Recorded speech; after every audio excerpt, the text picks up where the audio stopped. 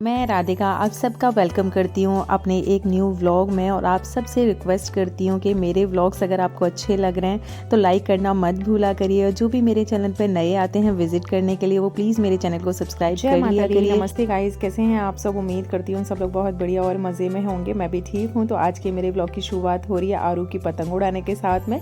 तो ये मेरा सैटरडे का व्लॉग है और इस टाइम पे टाइम हो रहा है 2 बजे का, क्योंकि आज आरू स्कूल से जल्दी आ गया था, सैटरडे है तो उसको मैं पतंग उड़ाने के लिए साथ में ही लेकर आती हूँ छत पे ना। मैं उसको अकेले नहीं भेजती कि बच्चा है, कहीं पतंग की तरफ ध्यान देते देते ना पैर ना इधर उधर स्लिप हो जाए तो मुझे डर लगता है।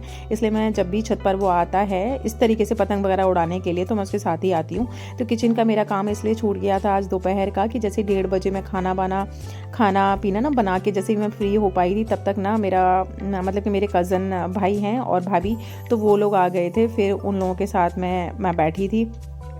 फिर वो लोग ना बातचीत करते करते ना हम लोगों को टाइम हो गया था 5:15 बजे का। 5:15 बजे के आसपास में वो लोग गए थे तो फिर मैं किचन में आ गई हूँ। तो सबसे पहले मैंने चाय बनाई थी, चाय पी ली है और आरू की चाय भी रखी हुई है। उसके लिए थोड़ी सी चाय बस मैंने छोड़ दी है, दूध मिला के रख दिए तो वो पी लेगा। फिर मैंने किचन अपना अच्छे से क्लीन किया। गैस चूल्हा उठा के ना मैं इस तरीके से साफ़ कर ही देती हूँ, क्योंकि कभी कभी क्या होता है बच्चे ना शाम के टाइम की चाय ना आरू या फिर किट्टू ही बनाते हैं मोस्टली। तो थोड़ी बहुत चाय ना इधर उधर से निकल जाती है तो चूल्हे वाली जगह से नीचे हो जाती है। तो फिर मैं जब स्लैब साफ़ करती हूँ तो थोड़ा सा बस कपड़े का ना हाथ मार ही देती हूँ वहाँ पे। और अपने टाइल्स भी साफ़ कर लिए हैं। फिर यहाँ से ना किचन कभी कभी ऐसा हो जाता है कि बीच में ना काम छूट जाता है तो थोड़ा सा ना खुन्नस तो आती है कि शाम का टाइम और मतलब शाम का जो काम था और दोपहर का काम मुझे इकट्ठा ही करना पड़ा। जैसे ही मैंने किचन साफ़ करी, किचन साफ़ करने के बाद में मैंने फटाफट से अपने पूरे बर्तनों को साफ़ किया, क्योंकि अब शाम का टाइम हो रहा है ना, तो अब शाम को खाने पीने की तैयारी करनी पड़ेगी। तो यहाँ मैं जल्दी से बर्तन साफ़ कर ली।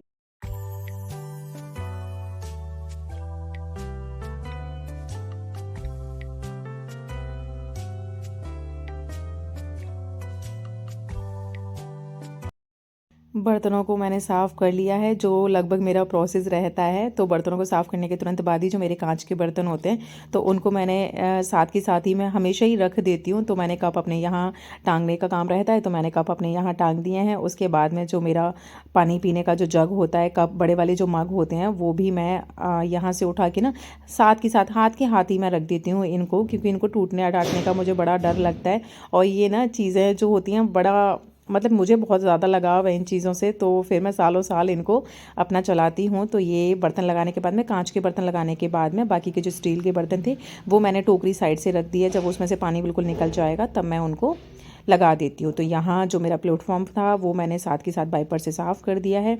और अभी ये सब कुछ काम करते करते ना 6:15 6:30 बजे का टाइम हो गया है। तो आज दीपक तो किट्टू ने जलाया है, मैं नहीं जलाऊँगी।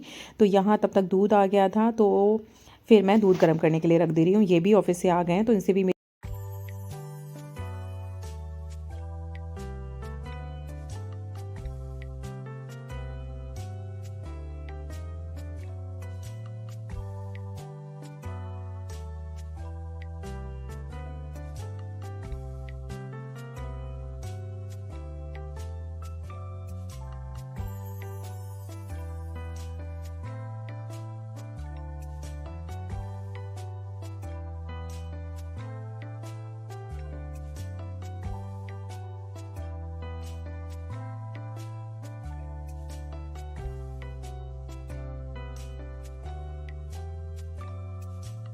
यहाँ मेरी बात करने से आपको पता लग ही गया होगा कि क्या बात चल रही थी। तो इनके ना सुबह एक्सरसाइज करना इन्होंने 2 दिन से स्टार्ट किया है। सुबह कुछ ज़्यादा ही एक्सरसाइज कर ली इन्होंने। तो इनकी ना पीछे बैक की ना कोई कमर में नस खिंच गई है, जिसकी वजह से कमर की भी नहीं, कमर से ऊपर कोई नस खिंच गई है, जिसकी वजह से ना इनको बहुत ज़्यादा दर्द हो रहा है। और दर्द के साथ साथ में ना सांस लेने में प्रॉब्लम हो रही है। तो इस तरीके का जो दर्द था वो मेरे स्टोन थी उस टाइम पे इसी तरीके के मेरे दर्द हुआ था। पेट में कोई दर्द नहीं हुआ था, सिर्फ मेरे बैक में दर्द हुआ था और सांस लेने में बहुत ज़्यादा प्रॉब्लम हो गई थी। तो अभी मेरा तो खैर ऑपरेशन हो चुका है, लेकिन इनकी भी स्टोन है। तो मैं इनको बस वही बोल रही थी कि हाँ, नस खींचने की वजह से तो दर्द हो रहा है, लेकिन ये सेम स्टोन वाला दर्द हो रहा है। तो हो सकता है कि स्टोन का भी कुछ इशू हो, तो फिर आप एक बार डॉक्टर को चेक करा लो। तो मैं बस उनको वही बोल रही थी। फिर उसके बाद में मैंने बर्तन तो साफ़ कर ही दिए थे और जो दूध के जो बर्तन निकले हैं डब्बे और इनका लंच बॉक्स है तो ये भी मैंने साथ के साथ निपटा ही दिया है। खाने का आज जैसे कि आपने सुना ही है कि खाने का उन्होंने मना कर दिया है, ये खाना मैं नहीं खाऊंगा। तो बच्चों के लिए मैं यहाँ नमक की रोटियाँ बना दूँगी, तो फिर वो अपना साथ में चटनी बना दूँगी उनके लिए। तो वो बहुत खुश होकर, नमक की रोटियाँ तो वो बहुत खुश होकर खा लेते हैं। सब्ज़ी तो दोपहर की थोड़ी सी रखी हुई है। तो यहाँ दूध भी मेरा गर्म हो चुका था, दोनों साइड का, मतलब कि भैंस का और गाय का जो दूध आता है वो दोनों ही दूध गर्म हो गए थे। तो यहाँ मैं, इन्होंने तो मना कर दिया है खाने का, तो फिर मैं भी नहीं शाम को खाना खाऊंगी। और मैं भी कोशिश कर रही हूँ कि शाम का खाना ना थोड़ा सा इग्नोर कर ही दूँ, अपना हल्दी वाला दूध पिया करूँगी तो थोड़ा सा वेट पे कुछ तो फ़र्क पड़ेगा। मेरा स्टार्ट ही नहीं हो पा रहा एक्चुअली ना, प्रॉपर तरीके से स्टार्ट नहीं हो पा रहा। गर्म पानी पीने का तो मैंने कर दिया है, लेकिन डाइट ढंग से अभी मैं फॉलो नहीं कर पा रही हूँ। तो बस मैंने यहाँ नमक डाल के ना अच्छे से बच्चों की रोटी बनाने के लिए आटा लगा लिया था। थोड़ा सा आटा मैंने ज़्यादा लगाया है क्योंकि जो हाथ वाली जो रोटी होती हैं वो थोड़ी सी हैवी बनती हैं और बच्चे मेरे खुश होकर खा भी लेते हैं खुद तरीके से। तो यहाँ मैंने दूध में से जो मलाई थी वो मैंने निकाल के साइड से रख दी है और एक बाउल मलाई का भर गया है। तो मैं सोच रही हूँ ज़्यादा मलाई खट्टी नहीं होने दूँगी, उससे पहले ही मक्खन को निकाल लूँगी, क्योंकि बहुत ज़्यादा हो जाती है ना तो फिर मेरे को आलस आता है बहुत ज़्यादा निकालने में। टाइम भी ज़्यादा लग जाता है, मक्खन निकालने में टाइम लग जाता है, फिर उसके बाद में घी बनने में भी काफ़ी टाइम लग जाता है। तो और फिर दूसरा चीज़ होती है कि मैं ना दही जमा के मलाई, मतलब कि मक्खन नहीं निकालती, मलाई से ऐसे ही मक्खन निकालती हूँ ना।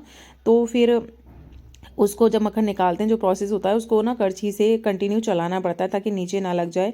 अगर नीचे वो लग जाता है तो फिर स्मेल आना शुरू हो जाती है, इसलिए मैं इस बार एक ही बाउल होने दूंगी, उससे पहले मैं निकाल ही लूँगी। तो यहाँ मैं पहले तो हाथ की रोटी बनाने जा रही थी, फिर नमक तो डाला है मैंने इसमें। तो बच्चों ने बोला कि थोड़ा सा ना मोटी मोटी रोटी ऐसे ही बना दो सिंपल मम्मा, क्योंकि ना इसमें खूब सारा जैसे कि ना घी इस टाइम पे जम जाता है ना, तो फिर वो रोटियों पे खूब सारा डाल के अच्छे से लगा दो तो बस खाने में ना अच्छा लगता है, मज़ा आता है। मुझे ना अपने दादी की याद आ जाती है कि जब भी हम कभी गाँव जाते थे ना तो सर्दियों के टाइम पर तो दादी ना हमारी चूल्हे पे ना खूब मोटी मोटी सी रोटियां बना के खूब सारा घी रख के हमें खिलाने को देती थी। मतलब मुझे बहुत बहुत ज़्यादा पसंद थी इस तरीके की रोटी।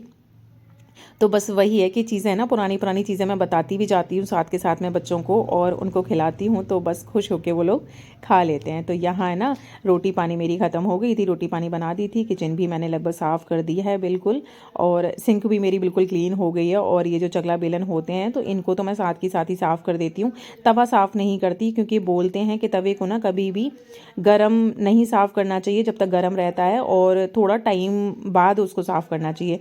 तो मैं जो शाम के टाइम का जो रोटी पानी बनाने के बाद में जो तवा फ्री होता है ना मेरा, तो फिर मैं उसको ठंडा करके अंदर रख देती हूँ, सुबह साफ़ करती हूँ, और सुबह का जो तवा होता है वो शाम को साफ़ करती हूँ। तो ये जो चीज़ें होती हैं ना, छोटी छोटी जो चीज़ें होती हैं, वो कभी कभी ऐसा होता है हमें कहने की भी किसी को ज़रूरत नहीं पड़ती।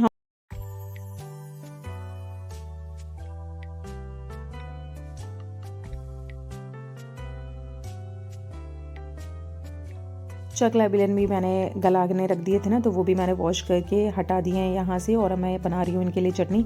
और ये वाली जो चटनी होती है ना वो बहुत सुपर्ब लगती है। बस ये है कि हम मिक्सी में पीसते हैं, अगर इसको सिल पे पीसा जाए ना, जो पत्थर वाले सिल बट्टे जो होते हैं उन पे पीसा जाए ना, तो इनका ना और ज़्यादा टेस्ट बढ़ जाता है। तो यहाँ मैं तो खैर अभी मिक्सी में ही पीस ले रही हूँ, और इसमें मैंने हरा धनिया डाला है, हरी मिर्च डाली हैं, और इसमें थोड़ा सा मैं जीरा डालूंगी, साबुत जीरा जो होता है ना, पाउडर नहीं, साबुत जीरा।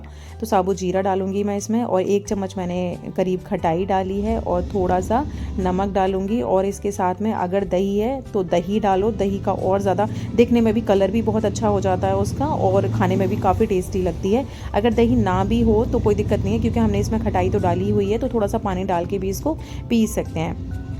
तो मैंने तो इसमें एक प्याज भी डाली है, अगर प्याज जो लोग लहसुन प्याज नहीं खाते हैं ना तो वो इसको ना भी डालें तो भी चलेगा, मज़ा आ जाता है। ये वाली चटनी ना मोस्टली मेरे घर पे बनती है, एक बार आप लोग भी बना के देखिएगा, बहुत सुपर्ब बनती है, बहुत ज़्यादा अच्छी लगती है ये चटनी। तो मैंने ये ऐड करने के बाद में पानी बिल्कुल भी नहीं डाला है, क्योंकि मैंने थोड़ा सा इसमें दही ऐड कर लिया है। तो यहाँ मैं इसको पीस ले रही हूँ, और इसका कलर देखिएगा, थोड़ा सा ना इसको एकदम से स्मूथ भी नहीं पीसना चाहिए, वहीं नहीं पीसना चाहिए, थोड़ा सा ना दरदरा रह जाता है ना, धनिया जो जैसे खाते हैं तो मुँह में आता है तो वो अच्छा लगता है। तो यहाँ मैंने किट्टू पढ़ रही थी ना, तो किट्टू को भी मैंने बाहर बुलाया है, और मैं मेरे दोनों बच्चे और हम लोग मतलब हमेशा ही ना इसी तरीके से कारपेट पे यहाँ बैठ कर ही मोस्टली खाना खाते हैं। मेरे व्लॉग्स देखे होंगे तो आपको ज़रूर पता होगा, डाइनिंग टेबल का तो हमारे यहाँ यूज़ तब होता है जब हमारे यहाँ कोई मेहमान।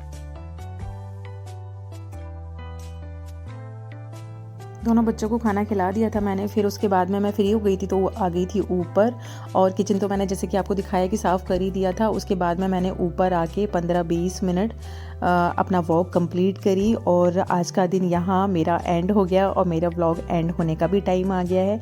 तो उम्मीद करती हूँ मेरे व्लॉग्स आपको अच्छे लग रहे होंगे, और बिना जज करे प्लीज़ मेरे व्लॉग्स को पसंद करिए, लाइक करिए, शेयर करिए और कमेंट करना मत भूलिएगा। मिलते हैं फिर नेक्स्ट वीडियो में, तब तक अपना ध्यान रखिए।